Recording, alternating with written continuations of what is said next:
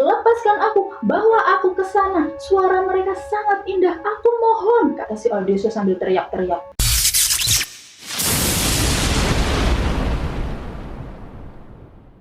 Halo teman-teman, assalamualaikum. Terima kasih karena kalian sudah mampir ke videoku. Aku pengen tanya nih, siapa di sini yang suka nonton film tentang pelayaran di laut lepas? Kalau dengar ombak, angin, dan pemandangan luas, rasanya damai banget ya.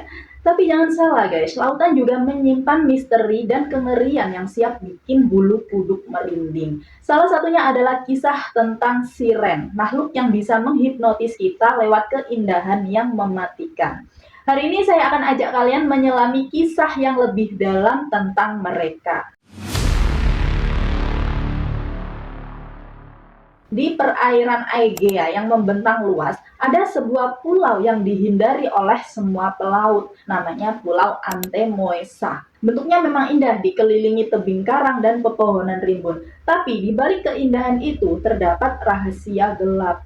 Pulau ini adalah sarang dari 3 makhluk mitologi yang paling ditakuti. Dia adalah para siren. Nama mereka adalah Partenope, Ligeia, dan Leucosia. Ada 3 ya. Mereka bukanlah makhluk air yang cantik seperti putri duyung yang sering kalian lihat di film-film guys.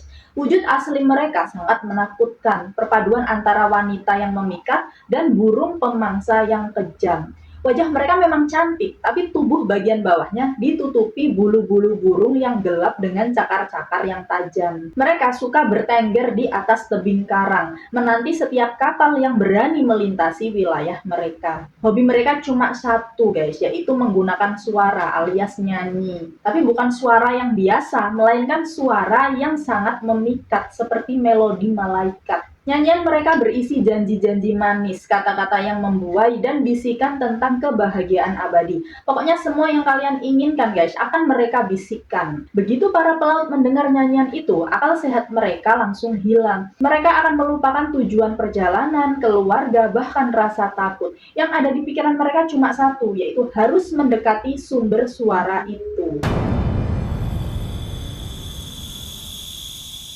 Di tengah lautan luas, berlayarlah sebuah kapal yang dipimpin oleh seorang pahlawan cerdik. Namanya adalah Odysseus. Nah, buat kalian yang belum tahu ya guys, Odysseus ini adalah tokoh legendaris dari mitologi Yunani. Dia bukan cuma pahlawan biasa, tapi juga seorang raja yang memimpin kerajaan Ithaca. Dia dikenal karena kecerdikannya yang luar biasa dan keahliannya dalam berperang. Namanya semakin dikenal luas setelah berhasil memimpin pasukan Yunani memenangkan perang Troya yang berlangsung selama 10 tahun. Nah, setelah perang yang melelahkan itu selesai, Odysseus dan krunya harus berlayar pulang kan. Perjalanannya ini sangat panjang dan penuh cobaan. Odysseus dan krunya sudah mendengar kisah-kisah mengerikan tentang siren yang menenggelamkan banyak kapal. Ia tahu jika mereka tidak berhati-hati, mereka akan menjadi korban berikutnya. Sebelum sampai di perairan Siren, Odysseus dan kapalnya mendarat di sebuah pulau bernama Aiaia.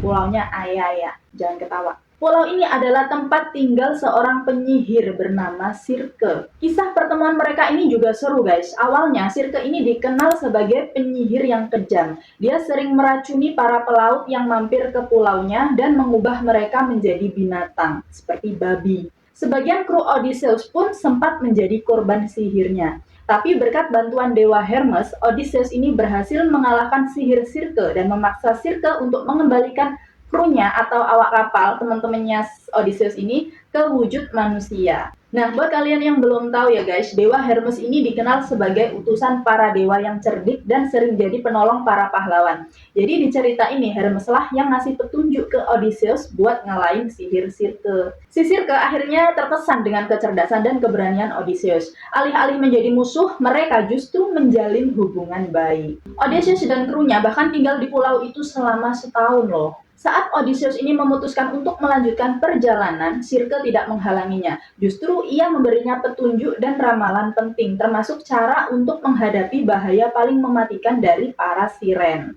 Odysseus pun bertanya, Circe, bagaimana ya caranya aku bisa melewati perairan siren tanpa kehilangan awak kapalku? Circe tersenyum dan berkata, Odysseus, para siren tidak bisa dilawan dengan pedang atau panah. Kekuatan mereka ada pada suara.